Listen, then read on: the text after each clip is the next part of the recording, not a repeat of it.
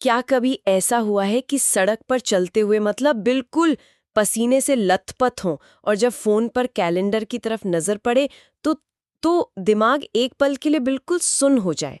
हाँ, ऐसा लगता है ना कि जैसे आसमान से आग बरस रही हो। एकदम ऐसा लगता है मानो हम मई या जून की किसी तपती हुई दोपहरी के बीचों बीच खड़े हों, लेकिन असल में महीना सिर्फ मार्च का हो। सही बात है। और हवा में लू का वो थपेड़ा, वो जो दम घुंटू गर्मी होती है। बिल्कुल। और मन में उठने वाली वो अजीब सी घबराहट कि अगर मार्च में ये हाल है तो आगे क्या होगा। आज के इस गहरे विश्लेषण में हम सब ठीक इसी बेचैनी, इसी उलझन पर बात करने वाले हैं। और ये बहुत जरूरी चर्चा है ना। आज हमारे पास एक बेहद अहम रिसर्च और कुछ ताज़ा रिपोर्ट्स हैं। इनका मुख्य विषय है बढ़ते तापमान से गहराता संकट। आज का हमारा मिशन ये समझना है कि साल 2026 में अचानक से गर्मी का ये जो भयानक और डरावना रूप सामने आ खड़ा हुआ है, उसके पीछे के असली कारण आखिर क्या हैं। है। हमारे शहर झुगाती हुई भट्टियों में क्यों बदल रहे हैं और इस सब का हमारे रोजमर्रा के जीवन पर क्या असर पड़ रहा है। देखिए, शुरुआत में ही ये साफ कर देना बहुत ज़रूरी है कि ये अब सिर्फ मौसम की कोई आम चर्चा नहीं रह गई है। सही कहा। हम अक्सर सर्दियों में कहते हैं कि इस बार ठंड ज़्यादा है, या गर्मियों में कहते हैं कि आज धूप बहुत तेज़ है। जी। लेकिन जो डेटा आज हमारे सामने है ना, जो आंकड़े हैं। हाँ, वो चीख-चीख कर कह रहे हैं कि ये कुछ दिनों की गर्मी का मामला नहीं है। ये एक बहुत ही गहरा सिस्टमैटिक बदलाव है। एक ऐसा संकट जो सीधे तौर पर हमारे स्वास्थ्य, हमारी अर्थव्यवस्था और हमारे शहरों के पूरे ढांचे को चुनौती दे रहा है। तो चलिए बिना किसी देरी के सीधे उन ताजा आंकड़ों पर आते हैं जिन्होंने मुझे सच कहूं तो अंदर तक हिलाकर रख दिया है। अच्छा। हाँ, जब मैंने मार्च 2026 के इन शुरुआती आंकड़ों को देखा तो मुझे अपनी आंखों पर विश्वास नहीं हुआ। सोचिए, मार्च की अभी शुरुआत ही हुई है और दिल्ली का तापमान 35.7 डिग्री सेल्सियस दर्ज किया गया है। जो कि सामान्य से पूरे 7 डिग्री ज्यादा है। 7 डिग्री, ये बहुत बड़ा उछाल है।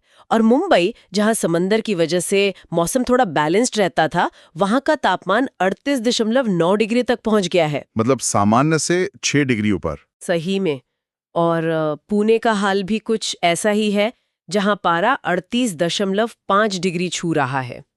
लेकिन रुकिए, यहाँ बात थोड़ी दिलचस्प हो जाती है। हाँ। इन सब के बीच एक और आंकड़ा है जिसने मुझे सबसे ज्यादा उलझा दिया।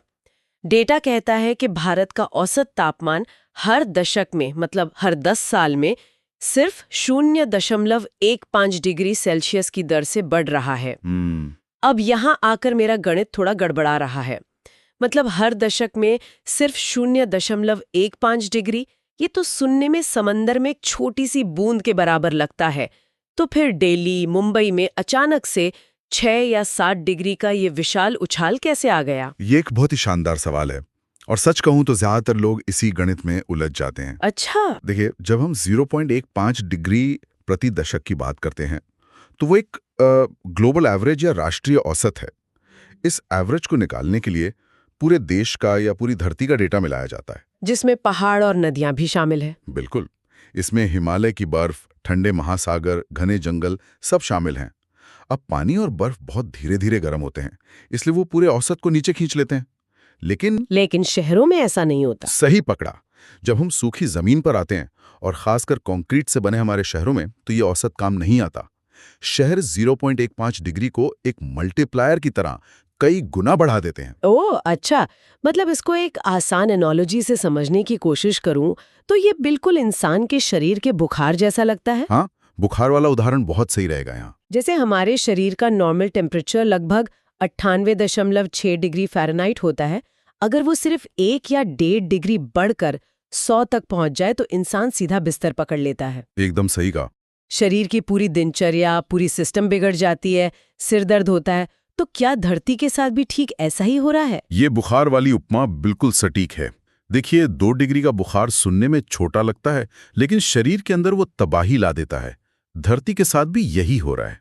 वो जो 0.15 डिग्री का ग्लोबल बुखार है ना, जब वो हमारे शहरों के लोकल माहौल से टकराता है तो मौसम को पूरी तरह से एक्सट्रीम पर पहुंचा देता है। बाप रे। अब जब भी गर्मी का मौसम आता है तो वो पहले से ही एक ऊंचे लेवल से शुरू होता है, और यही कारण है कि ये अब केवल पसीने की बात नहीं रही, ये एक आपातकाल है। तो जो मौसम का एक सदियों पुराना नेचुरल साइकिल था, वो अब पूरी तरह टूट चुका है। लेकिन एक बात सोचिए, धरती को अचानक से ये बुखार कैसे लग गया?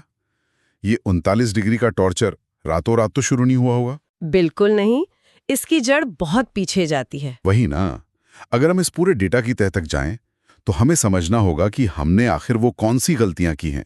जो सोर्सेज हमारे पास हैं, उनके अनुसार इस पूरी मुसीबत का जो हिस्टोरिकल रीजन है, जो टर्निंग पॉइंट है, वो औद्योगिक क्रांति यानी इंडस्ट्रियल रेवोल्यूशन को माना जाता है। हाँ, वहीं से असल शुरुआत हुई थी। वहां से हमने 3 बहुत बड़ी गलतियां एक साथ करनी शुरू की। पहला, फॉसिल फ्यूल्स यानी जीवाश्म ईंधन का अंधाधुंध इस्तेमाल। हमने जमीन से कोयला, तेल, गैस निकाला और उसे बेतहाशा जलाया। दूसरा था औद्योगिक प्रदूषण, जिसके चलते कार्बन डाइऑक्साइड और बाकी ग्रीन हाउस गैसेस का भारी उत्सर्जन हुआ।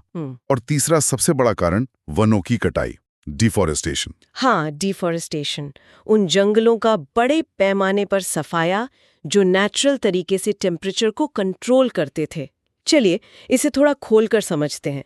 मुझे तो ये स्थिति बिल्कुल वैसी लग रही है जैसे हमने एक बंद कमरे में बहुत सारा कोयला जला दिया हो। हाँ, और धुआं निकालने की कोई जगह ना हो। वही, कमरे में धुआं और गर्मी लगातार बढ़ रही है, और उसी समय उस कमरे का जो इकलौता एग्जॉस्ट फैन था, यानी हमारे जंगल, हमने उसे भी उखाड़कर बाहर फेंक दिया हो। ये तो अगर हम इसे बड़ी तस्वीर से जोड़ें तो पता चलता है कि ये एक दोहरा प्रहार है।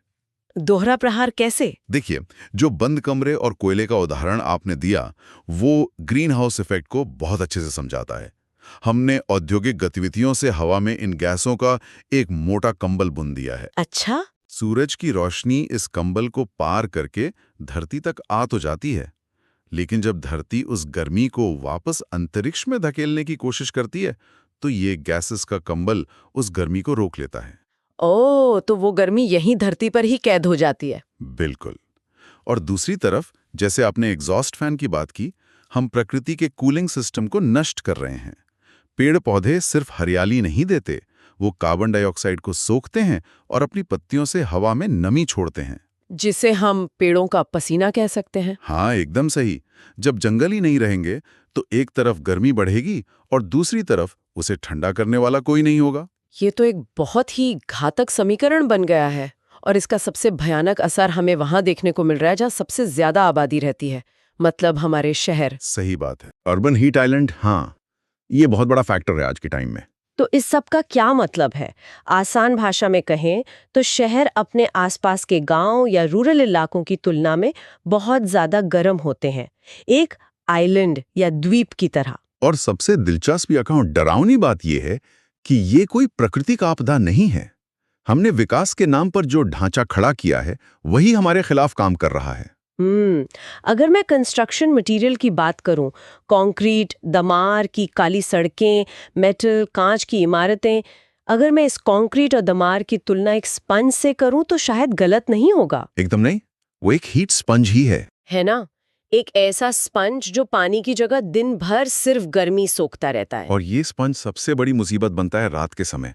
वही ना, जब दिन में इतनी गर्मी पड़ती है तो लगता है कि चलो रात में तो मौसम ठंडा होगा, सूरज ढलने के बाद सिटी को कूल डाउन होना चाहिए। होना तो चाहिए, नेचुरल सिस्टम तो यही कहता है। मिट्टी और घास जो होते हैं वो नमी को सोखकर धीरे धीरे इवेपोरेशन से ठंडक पैदा करते हैं।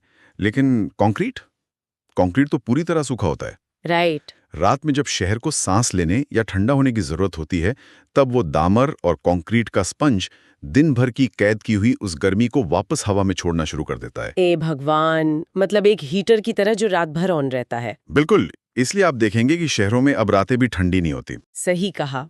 और इसके साथ एक और अजीब चीज है, हमारी ऊंची इमारतें, हाई राइजेस। इन्हें हम मॉडर्निटी की निशानी मानते हैं, लेकिन ऊंची इमारतें हवा के फ्लो को ही रोक देती हैं। ये पढ़कर तो मैं सच में हैरान रह गई। यहाँ सबसे दिलचस्प बात यही है कि शहर का डिजाइन हवा के नेचुरल रास्तों को ब्लॉक कर रहा है। ठंडी हवाएं जो शहर का टेम्परेचर कम कर सकती हैं, वो इन कंक्रीट की दीवारों से टकराकर रुक जाती हैं। मतलब शहर के अंदर क्रॉस वेंटिलेशन ही नहीं हो पाता। एकदम नहीं, शहर एक बंद ओवन की तरह बन जाता है, जहां गर्म हवा बस अंदर ही अंदर घूमती रहती है। ओह वाओ, ये ओवन वाला कंपैरिजन सुनकर सच में रोंगटे खड़े हो जाते हैं। और इस ओवन में बंद गर्मी, ये हीट आइलैंड, अब सिर्फ एयर कंडीशनर का बिल बढ़ाने तक सीमित नहीं है। नहीं, ये उससे कहीं ज्यादा बड़ा संकट है। ये एक ऐसा विशियस साइकिल, एक ऐसी चेन बन गया है जो इंसान की बुनियादी ज़रूरतों और संसाधनों को निगल रहा है।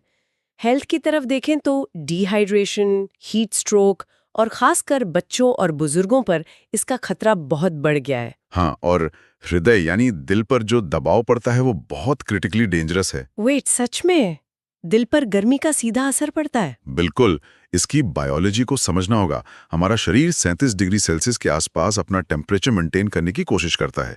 जब बाहर 40 डिग्री होता है तो शरीर को ठंडा रहने के लिए बहुत मेहनत करनी पड़ती है। मतलब हमारा इनबिल्ट कूलिंग सिस्टम जो पसीना निकलता है। हाँ, पसीना इवोपरेशन से स्किन को ठंडा करता है, लेकिन इसके लिए दिल को स्किन की तरफ ब्लड फ्लो बहुत बढ़ाना पड़ता है। इससे दिल पर डायरेक्टली एक भारी प्रेशर आता है। ओ, इसलिए हीट स्ट्रोक और अचानक बेहोश होने के केसेस इतने बढ़ गए हैं। और खासकर उनके लिए जो बाहर धूप में काम करते हैं, किसानों, मजदूरों के लिए तो ये जानलेवा है। सही बात है, वो इस लगातार तनाव को झेल नहीं पाते। और ये समस्या सिर्फ हेल्थ तक नहीं रुकती। हाँ, इसका असर हमारी थाली पर भी तो हो रहा है। एग्रीकल्चर को अगर देखें तो इस लगातार गर्मी से मिट्टी की नमी सूख रही है। गेहूं, चावल और दालों जैसी मुख्य फसलों की पैदावार गिर रही है। और वहीं से वो विश सर्कल यानी विश साइकिल शुरू होता है जिसकी आपने बात की थी। ये एक सिस्टमैटिक प्रहार है। ये साइकिल इतना डरावना है ना। हम क्या कर रहे हैं? एक तरफ गर्मी से बचने के लिए एसी का अंधाधुंध इस्तेमाल कर रहे हैं, जिससे और गर्मी पैदा होती है बाहर की हवा में। और एसी चलाने के लिए पावर प्लांट्स में और कोयला जल रहा है। दूसरी तरफ फसलों को पानी देने के लिए किसान ग्राउंड वाटर यानी भूजल का लेवल तेजी से गिरा रहा है। हाँ, जब मिट्टी सूखेगी तो और पानी तो चाहिए ही। बिल्कुल। तो एक तरफ बिजली की मांग में भारी उछाल है और दूसरी तरफ पीने का पानी और खाना सूख रहा है।